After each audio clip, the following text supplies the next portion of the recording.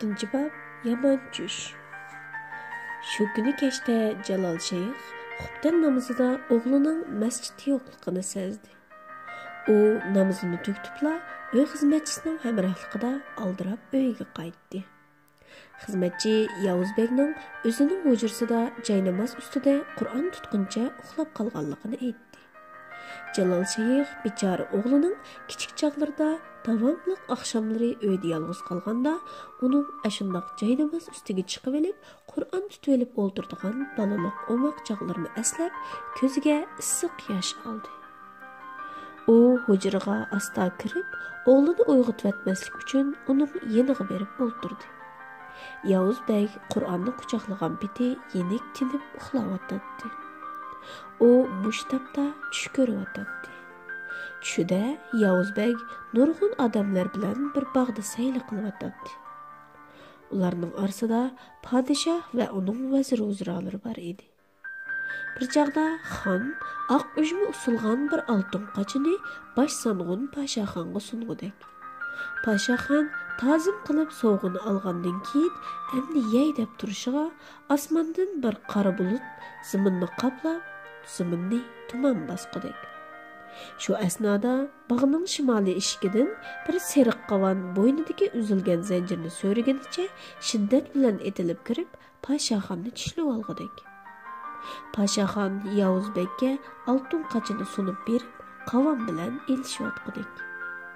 Qovonning yuzidagi tuklar uning qon temib turgan og'zini yepib olgan bo'lib, yengay tishlari mana debla chiqib turarmish. Yavuzbek ochiqqiga chidamay, ushqandek berib qovonning adibini bergili borsa, kallasining yermini qo'tir bosgan o'g'lonli it podshohxonni so'rab mengayotgudek. Yavuzbek do'stining bundoq holatini ko'rib, chidamay varqirgudek. Mush chaqda Yavuzbek podshohxon deb varqirganicha uyg'onib ketdi. Jalol shayx chiliq-chiliq qartar bosgan o'g'lining peshonisini surtibdi, uning qizmisining nihoyat yo'qirlab ketganligini bildi. "Nim bo'lgansan, balam? Sana dori tangshab beray", dedi Jalol shayx o'rnidan turishga tamshinib. "Hech qis yo'q, ota. Tushda yaqin suvda uzun turib qoptiman. Azroq sovuq o'tib qolgan chig'i", dedi Yavuzbek otasining qo'lini tutib turib. "O'zlariga deydigan bir gapim bor edi." "Qani aytgin, balam", dedi Jalol shayx ikki qo'li bilan o'g'lining peshonisini surtib. "Sizli to'g'ri debdikanlar, ota. Men baq xato qilib qoptiman. Demakchi bo'lganim, bog' bino bo'lishdan ilgari Alloh egam u gulni parvish qilishni do'stim podshohxonga bitibdi ekan." Jalol shayx bu gapni anglab jimib ketdi.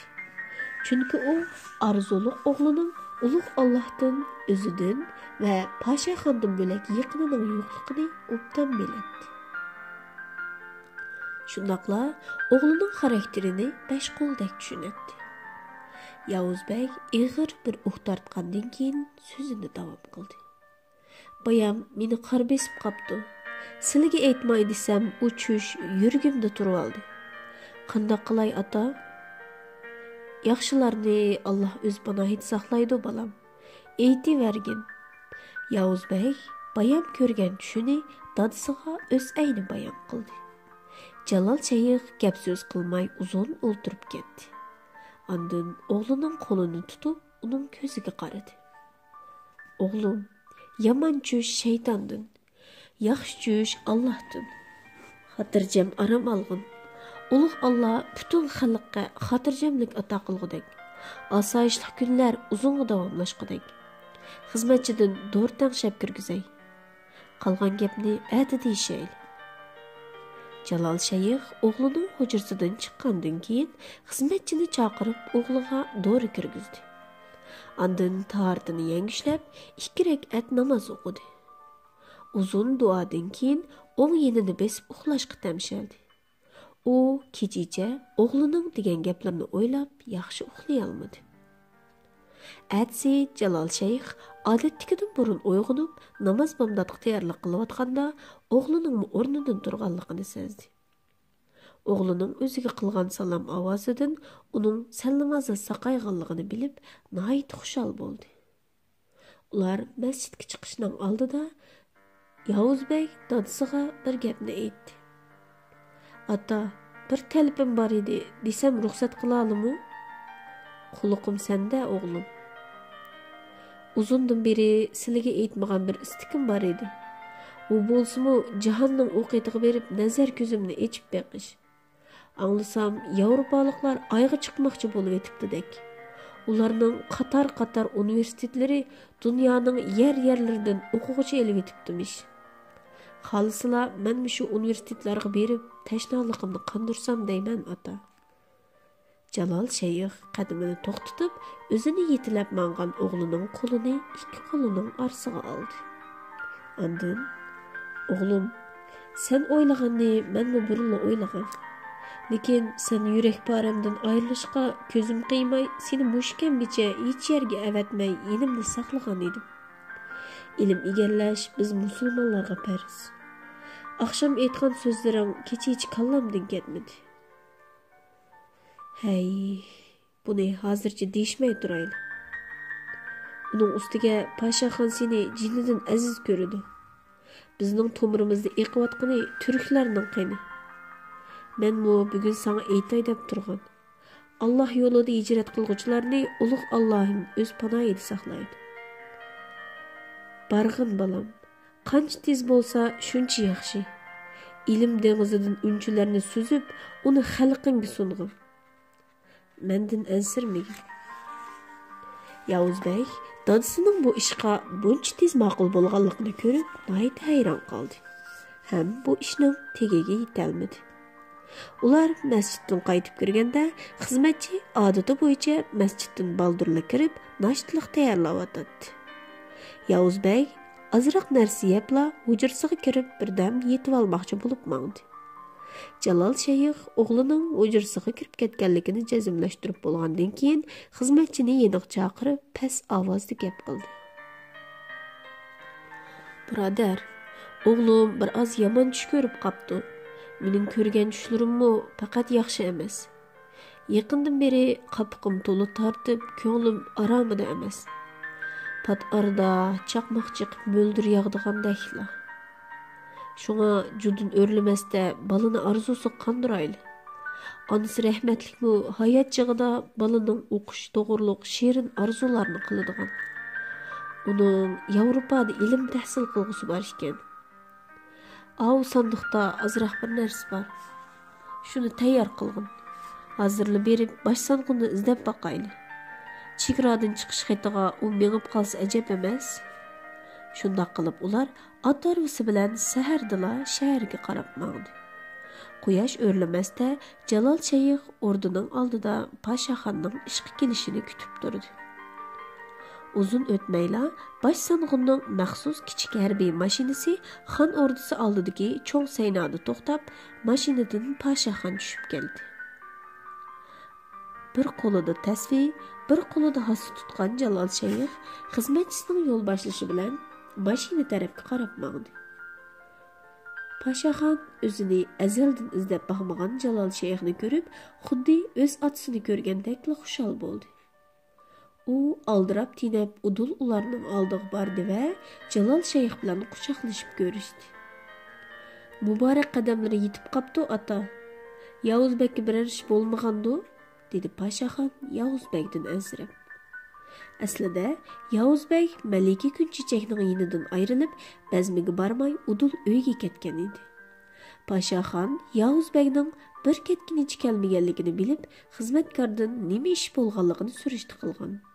Xizmatkor uni izlab topolmay, uning uy tarafga ketganligini anglab, Pashaxonga aniq javob berish maqsadida ilqi jang etini Jalol shayxning uyiga olib bergach, Yavuz bekning mijozining yo'qligini, uning Pashaxonning kayfiyatini buzib qo'ymaslik uchun Pashaxonga deb qo'ymay uyga ketganligini bilgan. Ham bu xabarni Pashaxonga yetkazgan edi. Yavuz bek saqib ketdi. Ulug' Allah sizni bizning bo'sug'imizga qadam tashlatqizgandan beri oilamizdan xushallik ketmadi balam, dedi Jalol shayx Pashaxondan minnatdor bo'lib. Lekin sizga deydigan jiddiy bir ishim chiqib qoldi. Shu sababdan yo'lingiz qarab turgan edim. Qani ayting ota, nima ishdi? Deb kelsam, gap uzun balam. Yavuzbek onasidan kichik qolgan. Ko'ngli yerim cho'ng bo'ldi. O bicharaning rahmatlik onasining orzusimi balani nihoyatda yaxshi tarbiyalash edi. Amdilikda ilm, bilim yangilanib, mag'rib va mashriq jonlanibdi. Uning Yevropadagi oliy maktablarda ilm tahsil qilg'usi bor ekan. Shu onasi rahmatlikning o'g'lining orzusi sababli ruhi quvnib qolmasa bo'ladi balam. Shunga uning bu ishini sizni hal qilib berarmikin deb huzuringizga kelib edim, dedi Jalol shayx ko'ziga yosh ilib. Shu ishmidi ota? Uningga o'zlari avorilik qilish behojat-ku. Yavuzbek o'zimning inisi. Uning putiga tikan kirsa, albatta mening putim og'riydi. Uning orzusi mening orzuyim. Uni hafta ko'rmasam, yuragimning qanchalik etishadiganligini, ashu do'stlik mehrini bizga solgan bir Alloh biladi. Menchi bo'lsa, uni hech yerga borg'izmaydim.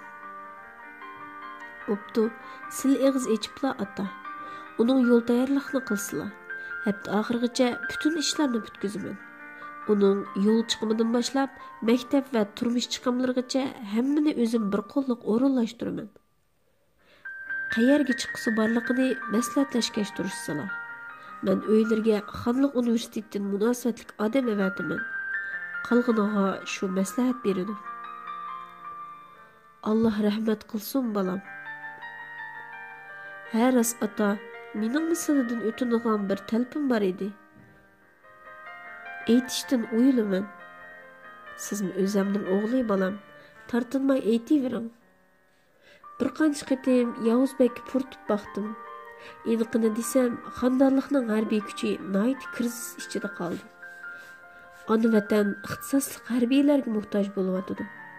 Biz bolalarimizni diniy universitetlarga turkum-turkumlab yo'lga selyapmiz-yu, biroq ilg'or texnikalarni o'rgandiganga bolamizni bermayapmiz. Bundaq ketaversak, oqibatimiz faqat yaxshi bo'lmaydi. Bo'lsa, biz bu bolalarimizni harbiy universitetlarga avatib, ilg'or harbiy texnikalik xonliq ichida taraqqiy qildirsak bo'ladi. Mush ish sabablikmi uyqum harom bo'ldi. Agar bu gapim ko'ngillardan o'tsa, otining so'zini anglamaydigan bola yo'q. Silningcha, dedi o'tinish talaffuz bilan Pashaxon Jalol shayxning qo'lini tutib turib. Ko'nglimdagi gapni qilyapsiz, o'g'lim. Payg'ambarimizning vatan iymon jumlasidan jannat qilishning ostida degan so'zlari hilmi aramizda kuchini yo'qotgani yo'q. Bo'pti, men uningga deb baqay, dedi Jalol shayx ishonch bilan illiq kulimsirab. Ular o'rda oldida ishini tugatib xo'shlashdi. Jalol shayx boshsanog'unning farzandlar chiqilgan muomalasidan apargan narsalarni qat'iy chiqara olmadi. Hem Pashaxondan cheksiz xushal bo'lib, yo'l bo'yi uningga duo qilib mangdi.